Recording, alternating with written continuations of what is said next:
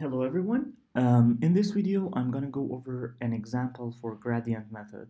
I hope you remember how the algorithm works, but let's refresh our memory about how we can apply the gradient method. So this is the complete algorithm for the gradient method from the lecture. So we start with an initialization with a set of working paths, which is empty at the beginning for all OD pairs. And then for each OD pair, we find the shortest path. Let's call it pi star rs, and then we add it to the set of working path. If there is only one path in the set of working path, then we get that we apply all the demand for that shortest path to that path. Otherwise, for each non-basic path, we adjust the path flows. Basically, it means if you only have one path, you do all or nothing assignment. But if you have multiple paths, you need to shift from some of the paths to the other paths to reach the user equilibrium. But remember, we've said this a lot of times that the whole point of many different algorithms is how you actually shift, how many people you should shift from one path to another path. The gradient projection method um, works with it's a path-based method and works with path flows as opposed to link-based methods that we've covered in previous lectures. And we derived during the lecture a formula that tells us how can we understand how many people should we shift. And it works with this C pi minus C pi star, which is the difference between the flows in the basic path and non-basic path over the summation of the derivatives of the link performance functions over the links inside the path set. And then when you calculate this um, h or delta h basically, um, we apply it to the problem, and then path flows gets updated, link flows gets updated, and as a result we can update the travel times, and then we can keep doing this in an iterative manner. Okay, so I would suggest you have a look at the previous slides that we covered in the lecture, so you become a little bit more familiar with what was delta H, what was C, what was this summation of dTij over dxExij. So you better understand how this example will work out. Okay, so let's have a look at the example. We have a small network with 6 nodes and 7 links. We have an OD matrix, 5,000 vehicles going from 1 to 3, 10,000 vehicles going from 2 to 4, and the link performance function for all links is tx equal 10 plus x over 100. So it's not constant, but it's the same for all the links. So we start with initializing. We set up a table like this, where on the top part we have all the links information, on the bottom we have the path information. So we list all the links, we list all the passes. So look, path 13 and 1563 are the passes associated to the first OD. So if I go back to the network, so from 1 to 3, I have this path on top, which is 13, and I also have this other path going from 1 to 5, 6, and 3. Similarly, for paths for the path that's going from 2 to 4, I have this bottom path, 2 to 4, and I also have 2, 5, 6, 4. So if I go back to my table, so I list the first two paths are associated to the first OD, and the second two paths are associated with the second OD. So anyways, let's start with the links. It's initialization, so network is empty, all the flows are 0, therefore link costs are the free flow travel time. So this was the link performance function. If it's 0, we only left with 10, so link travel times are 10. As a result, we can also have path cost with under no flow scenario. So the path cost would be 10, 30, 10, 30, which clearly states that path 13 is going to be the shortest path for the first OD, and path 24 is also the shortest path for the second OD. So let's have a look at the algorithm and actually apply it. So we find the short for each OD pair. So let's just start with the first OD pair, 13. We find the shortest path, and we just said that obviously it's going to be 13. If this is not the So this was the shortest path, yes. Let's go to the next step.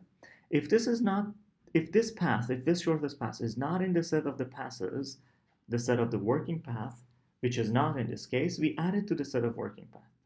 Since there is only one use path in this case, in this iteration, for that specific OD, we assign all the demand to the shortest path. So if you want to assign all that 5,000 vehicles for that specific OD pair to this, 5,000 vehicles will basically shift. You have a plus, 5,000 vehicles will start driving into the network, and the path flow will get updated from 0 to 5,000. That's why we have 5,000 plus shift here, because it goes from 0 to 5,000. Now that we have path flows, we should also add this, as we said, we add this to the set of the working paths. And we can update the path cost accordingly now that we have path flow. So we update the path cost and we update the link costs, and we can repeat this for the second OD. So let's have a look at the second OD. For the second OD, the two paths on the bottom, we can see that the first pass, which is 2,4, is going to be the shortest pass for the second OD pair. So to do the calculation for the second OD, we're still in iteration 1. So let's augment a subtable next to it. So we do all the calculations of the second OD here. So for every OD, you can add this subtable next to this table, a similar subtable to this table. So we look at the second OD, and we saw that the path cost for the first pass is the shorter. So we assign all the demand for that OD, which was 10,000, to this path. So we update its flow to 10,000. So basically we have a shift in the first iteration of plus 10,000 for that path. And accordingly, we can update the path costs, right? So this path cost gets updated, and as a result, all the, before that, all the link costs and link flows are also updated, right? We can now actually calculate, because we are at the end of iteration 1, we can now actually calculate the relative gap. So what was the relative gap? Relative gap was saying TSTT, total system travel time, minus the shortest path travel time divided by the shortest path travel time. So how can we get the TSTT here, or total system travel time?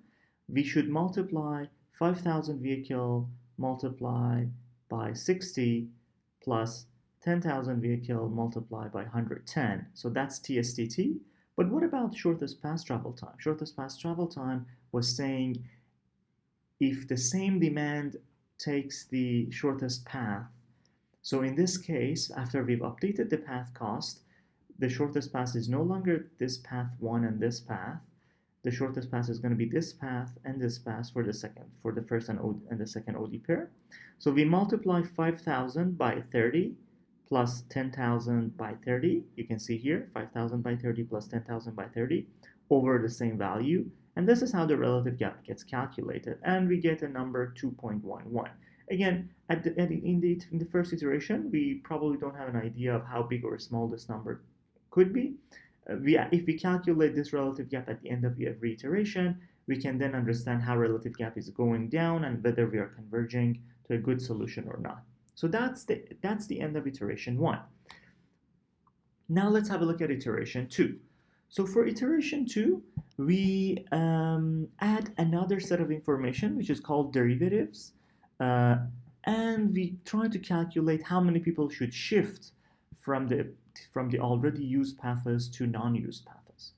So we'll start with finding the shortest path for the first OD. So if we do it for each OD separately, for the first OD, we find the shortest path, and we saw that the shortest path is actually the second path now, right? If this is not in the set of the working paths, which is not, we add it, and we need to use this formula now. So we need to calculate this ratio, which is CP minus CP star, which is the travel time of the basic path minus the travel time of the non-basic path over the summation of all the derivative of the travel times with respect to x, which is basically the the derivation of the link performance function for what links? For all the links in the set of the working path. So in this case, the difference between the travel times of the passes is 30 minutes. How? Let's have a look in the previous slide. So we had 60 minutes and 30 minutes. So the difference of the travel times is 30 minutes, right? So it's going to be 30 minutes on the denominator and summation over all the derivatives for the set of the links that belong into that working path. So what is the derivative of link performance function? If you remember, this was the link performance function, 10 plus x over 100. So the derivative of this link performance function is 1 over 100. And now we need to sum the derivatives over what links? For link 1, 2, 3, and 4, which will give us 4 times of 1 over 10. So the summation of those 4 derivatives would be 0.04. But why 1, 2, 3, and 4? If I go back a few slides, we talked about this earlier. Yes, about this, calculating this G delta H. And we came up with this different cases to consider, where we said only case 3 and case 4 will be used in the calculation of the derivatives, which basically meant that the only links contributing to the derivative G prime are those which appear in either pi or pi star, but not both. So in our example, we have this link 1 appearing in one of the paths and link 2, 3, and 4 appearing in the other paths. Therefore, all of them will be used. If one of them was shared, that one should not be used. Okay, so let's go back to iteration 2. Okay, so we looked at the difference between the path travel times over the summation of the derivatives, which is 0.04. And if you calculate that, it gives you 750. And that means 750 vehicles should shift from path 13 to the other path, 1563. So we add this shift values here. And as a result, you can update the path flows. Now that the path flows are updated, you can update the link flows. And as a result, we can update the link costs and path costs. Now we can repeat this for the second OD, or OD pair 2-4. The bottom path becomes the shortest path for the second OD pair, so we keep that in mind. And we add a subtable because it's the second OD pair. We augment this subtable next to the table. We said for every OD pair you can add this for simplicity of the calculations. And we go over the algorithm again. Now, 2564 is the new shortest path. We just saw it here because it has a shorter travel time compared to 110. So this is now the new shortest path. And was it previously included in the set of working paths? No, so we add it to the set. And we need to calculate this delta H here, which is C pi minus C pi star over the summation of the derivative. So let's see. The difference between the travel times is 110 minus 37.5. So we have 72.5 minutes as the difference of the travel times. And the summation of the derivatives are going to be the summation. The derivatives remain the same, right? Because it's the link performance function remains the same. So it's going to be, the links are going to be actually not 1, 2, 3, 4, but if I have a look at the network, so which links should we use for the summation of the derivatives? If I look at the network, there you go. So link 7, link 5, 3, and 6. So we have 4 links that are not shared between path pi and path pi star. So we sum all of these together and we calculate that delta H. Okay, yes. So this 1, 3, 4 should be the other 4 links, not 1, 2, 3, 4. This is related to the previous OD. We need to fix this. This is a typo here. But anyways, so we get the sum of the derivatives, which is going to be 0.04. And then if you calculate that delta H value, you get 1812.5. And that means you have to shift this amount of vehicles to the other path. As a result, you update the path flows Accordingly, you can update the link flows, and therefore you can update the link cost and path costs. And interestingly, let's have a look. At the end of the iteration 2, we managed to get the path costs of the for the second OD pair exactly the same, so that may suggest equilibrium, but wait, not. Because when you look at the two paths for the first OD, we can see 52 and 70, they are different. In user equilibrium, not only this 91 and 91 should be equal, these two paths should have equal travel time, the other two paths for that OD pair should also have equal travel time as well, which in this case, we don't really have them. So that means we need to continue the calculation. We're not still at the equilibrium. Here, because we're at the end of iteration 2, you can also calculate the relative gap, very similar to the way we calculated it before. I can leave iteration 3 to you to follow the step-by-step algorithm and complete the table related to this iteration 3 and also calculate relative gap at the end.